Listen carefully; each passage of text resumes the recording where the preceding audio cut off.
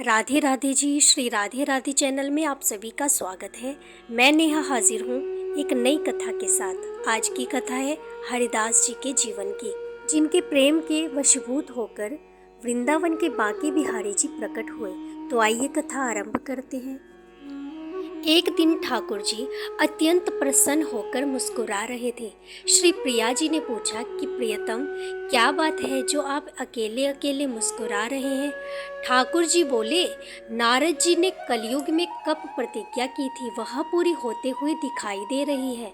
नारद जी ने प्रतिज्ञा की थी कि मैं विविध उत्सवों के माध्यम से रामनवमी, झूलन उत्सव, चंदन लेपन, अन्नकूट महोत्सव आदि कलयुग में घर घर में भक्ति की स्थापना करूंगा। यदि मैंने ऐसा नहीं किया तो मैं श्री हरि का दास नहीं। इस कराल कलिकाल में भी कितने जीव तीव्र गति से मेरे चरणों तक पहुंच रहे हैं। प्रिया जी ने कहा, आप तक पहुंचने का रास्ता तो आपने खोल दिया है। यदि कोई जीव सखी सहचरी बनकर निज महल की सेवा प्राप्त करना चाहे, उस मार्ग को तो आपने खोला ही नहीं, उसको आपने गुप्त ही रखा है। ठाकुर जी ने कहा कि यह रस तो आपकी सहचरियों की कृपा करुणा के अधीन। सहचरी अनुग्रह न करे तो मुझे भी श्री महल की टहल दुर्लभ है। जब श्री श्यामा श्याम में यह रसमयी वार्ता चल रही थी, उसी समय वहां श्री ललिता जी पधारी। एक साथ युगल की प्रेम पूर्ण दृष्टि ललिता जी पर पड़ी। ललिता जी ने कहा कि आज आप दोनों बड़ी स्नेह भरी दृष्टि से मुझे निहार रहे हैं, इस दासी के लिए क्या आज्ञा है? युगल ने कहा, तुम एक अंश से पृथ्वी पर अवतार ग्रहण करो और महल टहल की प्राप्ति का अत्यंत दुर्लभ मार्ग खोलो। वृंदावन से आधे कोस दूर राजपुर गांव में इनका जन्म हुआ था। इनके पिता का नाम श्री गंगाधर और माता का नाम श्री चित्रा देवी था। इनका मन संसार में बिल्कुल भी नहीं लगता था। श्री गुरुदेव आशुधीर जी सिद्ध महात्मा थे। उन्होंने बाल्यकाल में ही स्वामी हरिदास जी के पिता को बता दिया था कि यह बालक ललिता जी के अवतार हैं और समय आने पर यह भजन करने निकल पड़ेगा, तब इसको कोई रोकना टोकना नहीं। पिता ने एक दिन बालक हरिदास जी से अपने असली स्वरूप के दर्शन कराने का आग्रह किया। स्वामी हरिदास जी ने उनको साक्षात ललिता जी के रूप में दर्शन देकर कृतार्थ किया था। 24 वर्ष की अवस्था में एक विरक्त की भांति घर से निकलकर वृंदावन चले आए। वृंदावन के एक निम्बार्क संप्रदाय के संत श्री आशुधीर देवाचार्य जी से दीक्षा और विरक्तादेश लेकर भजन करने लगे। श्री निधिवन राज को अपनी साधना स्थली बनाई और निरंतर श्री युगल की रस केली का दर्शन किया। स्वामी जी जहाँ विराजते वहीं एक परम सुरम्य लता कुंज की ओर एकाग्र दृष्टि रखते थे। कभी उसकी ओर देखकर हंसते थे, कभी भाव में भरकर रोते थे, कभी लौट जाते उसी लता कुंज की ओर देखकर राग भी गाते। उनके शिष्य श्री विठल विपुल देव जी ने एक दिन पूछा कि हे गुरुदेव, इस विशेष कुंज की ओर आप दृष्टि सदा रखते हैं और भाव विहाल होते हैं, क्या इस कुंज में कोई विशेष बात है?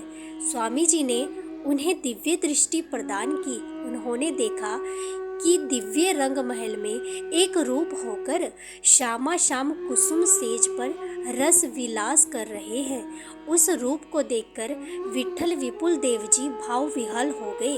उन्होंने स्वामी जी से प्रार्थना की कि इस स्वरूप का दर्शन हमें सर्वदा होता रहे। स्वामी जी ने गाकर श्यामा श्याम को पुकारा है और देखते देखते एक प्रकाश पुंज प्रकट हुआ, जिसमें से श्री बांके बिहारी का श्री विग्रह बाहर आया। आज बांके बिहारी जी के मंदिर में इसी श्री विग्रह का दर्शन होता है। लाहौर में एक सेठ भक्त जी रहते थे, जिनका नाम था विज्ञानी जी। एक दिन विचरण करते करते एक ब्रजवासी महात्मा उनके घर आए। उनका नाम था श्री ऋषिकेश दास जी। सत्संग होने लगा। संत ने कहा, श्री वृंदावन श्यामा श्याम की नित्य लीला स्थली है, वहाँ पर निरंतर युगल लीला करते रहते हैं और रसिक जन उसका आस्वादन करते हैं। विज्ञानी जी ने पूछा, वृंदावन बिना किसी शंका के युगल की नित्य विहार स्थली है, परंतु प्रकट रूप में क्या कोई ऐसे संत इस समय विराजमान है जो उस नित्य विहार का खुली आंखों से निरंतर दर्शन करते हो? ऋषिकेश दास जी ने कहा, ब्रज तो रसिक संतों की खान है। कहाँ कहाँ किस कुंज में कौन कौन रसिक अपने को छिपाए बैठे हैं यह नहीं कहा जा सकता, परंतु मेरी दृष्टि में एक संत ऐसे हैं, महान रसिकाचार्य श्री स्वामी हरिदास जी महाराज। उन्होंने ठाकुर श्री बांके बिहारी जी को प्रकट किया है। वे निधिवन में रहकर उनको बहुत लाड लड़ाते हैं, नित्य 56 भोग धराते हैं और युगल श्री श्यामा शाम के नित्य केली का अपने नेत्रों से दर्शन करते रहते हैं। विज्ञानी जी ने पूछा कि क्या उन्हें स्वामी जी का दर्शन हो सकता है? संत ने कहा कि स्वामी जी का दर्शन करना अत्यंत कठिन है, पर तुम प्रेमी और सरल भक्त हो तो तुम्हें दर्शन हो जाएगा। विज्ञानी जी ने पूछा कि क्या स्वामी जी हमारी कुछ भेंट स्वीकार करेंगे? संत बोले कि वे धन सोना चांदी तो वे स्वीकार नहीं करते, परंतु 2 चीजें वे ठाकुर सेवा के लिए स्वीकार करते हैं, सुगंध और राग। बिहारी जी के श्रृंगार के लिए सुगंधित पुष्प या इतर अर्पण कर सकते हो और गाना आता है तो ताल स्वर में कुछ सुनाकर बिहारी जी को रिझा सकते हो। विज्ञानी जी ने कहा कि गाना तो हमें आता नहीं, परंतु मैं सेवा में बढ़िया से बढ़िया इतर अर्पण करूँगा। उसने सबसे अच्छे इतर बनाने वाले को बुलाया और उस जमाने में 2 लाख रुपयों का इतर बनाया। संत ऋषिकेश दास और विज्ञानी जी वृंदावन आए। निधिवन जाकर बिहारी जी को साष्टांग प्रणाम किया और वहाँ उपस्थित सेवक से पूछा कि क्या मुझे स्वामी श्री हरिदास जी का दर्शन हो सकता है? सेवक ने कहा कि स्वामी जी यमुना जी के तट पर गए हुए हैं। विज्ञानी जी को दर्शन की बड़ी लालसा थी। वे रुक नहीं पाए और दौड़कर यमुना पुलीन पर आए। सेवक भी उनके पीछे गया। स्वामी जी वहाँ बैठकर श्री श्यामा शाम की होली लीला का दर्शन कर रहे थे। उस लीला में श्री राधा रानी के हाथ में एक कमोरी थी जिसमें केसर मिश्रित जल था।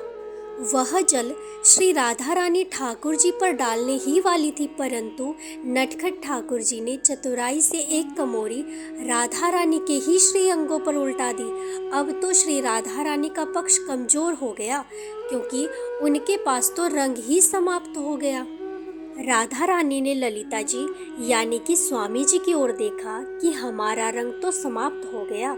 उसी समय विज्ञानी जी ने साष्टांग दंडवत किया और वह बड़ी सी इतर की शीशी समर्पित की।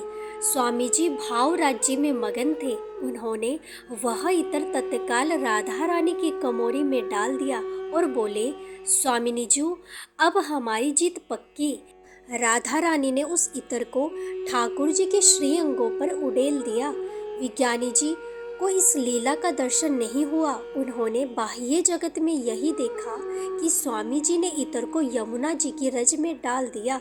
वे सोचने लगे कि बड़े विचित्र महात्मा हैं, इतर को सूंघा नहीं, देखा नहीं और पूरा रज में डाल दिया। भाव राज्य से बाहर आने के बाद सेवक ने कहा कि ये भक्त जी लाहौर से आपका दर्शन करने आए हैं। स्वामी जी ने कहा कि हमारा दर्शन क्या करना, जाकर निधिवन में बिहारी जी का दर्शन करो। विज्ञानी जी ने कहा, हम पहले निधिवन राज ही गए थे और दर्शन करके आए हैं। स्वामी जी ने कहा, जाओ अब पुनः दर्शन करो। जैसे ही निधिवन राज के अंदर जाने लगे, वहीं से उनको बड़ी सुंदर सुगंध आने लगी। पूरा निधिवन महक रहा था। अंदर जाकर बिहारी जी का दर्शन किया तो देखा कि बिहारी जी के संपूर्ण श्री अंगों और वस्त्रों से इतर टपक रहा है। उस लीला को देखकर बड़ी कृपा का अनुभव किया। ऐसी ही कथाएं सुनने के लिए चैनल को सब्सक्राइब करें। वीडियो अच्छी लगी तो लाइक करें, शेयर करें और कमेंट में राधे राधे जरूर लिखना। धन्यवाद।